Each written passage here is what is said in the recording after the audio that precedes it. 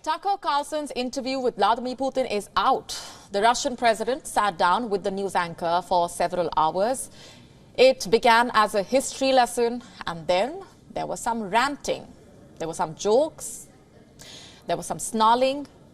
But mostly, Putin had an open stage to take jabs at the United States and spread what the Western media is calling Kremlin's propaganda.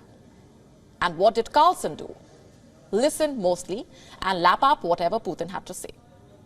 As the interview started, Putin promised a 30-second history lesson, but it soon became a 30-minute rant. Putin wholeheartedly delivered his thesis that Ukraine is not a sovereign state and that it was just shaped by the will of Soviet leader Joseph Stalin.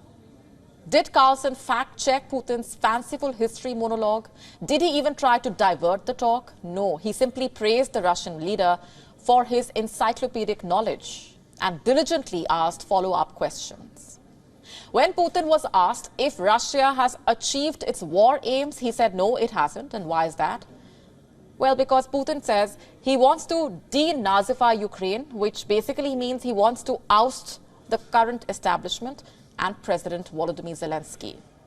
When Carlson asked if Russia was satisfied with the territory it has taken, Putin deflected the question and continued to talk about denazification. We'll take it as a no then. But could the war spill to other nations? The one in West Asia has. Does Russia want to do the same is the question. President Putin says he is simply not interested. Listen to this for yourself. Do you think NATO is worried about this becoming a global war or a nuclear conflict? At least that's what they're talking about. And they're trying to intimidate their own population with an imaginary Russian threat. This is an obvious fact. And thinking people, not Philistines, but thinking people, analysts, those who are engaged in real politics, just smart people understand perfectly well that this is a fake. They're trying to fuel the Russian threat. The threat I think you're referring to is a Russian invasion of Poland, Latvia, expansionist behavior. Can you imagine a scenario where you sent Russian troops to Poland?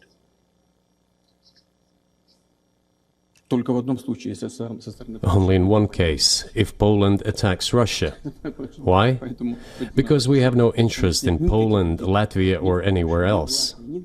Why would we do that? We simply don't have any interest. It's just threat-mongering.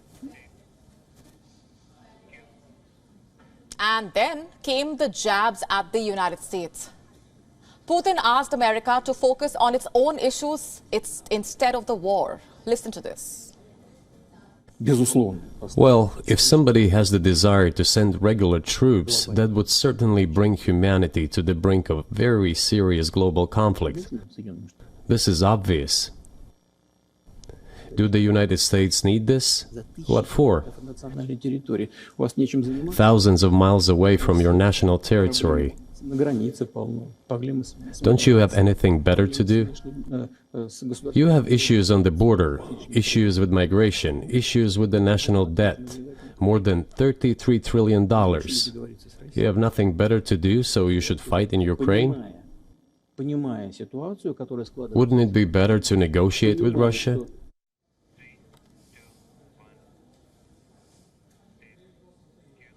Well, you heard it. The Russian president wants the US to stop funding Ukraine and come to the negotiation table. We hear all the time, is Russia ready?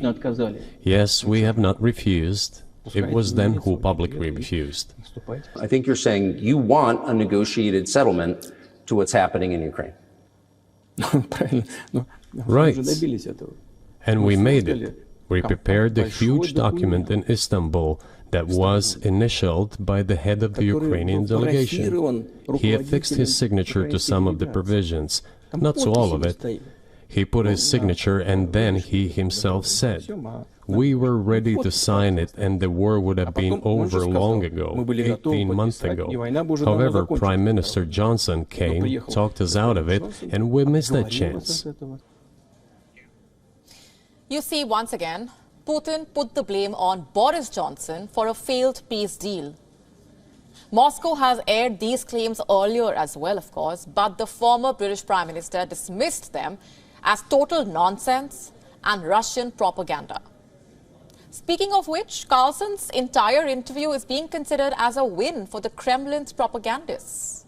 In fact, critics say Putin got a free pass to speak his mind without being challenged, without any filter, without facing any pointed questions, they say. And that cannot really be denied. Anyone who can dent Putin's armor is kept miles away from him. Those who do get to speak to him are always handpicked by Moscow. And Carlson was no exception.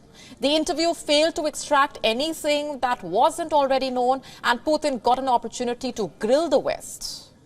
So who do you think is the winner here? WION now available in your country. Download the app now. Get all the updates on the move.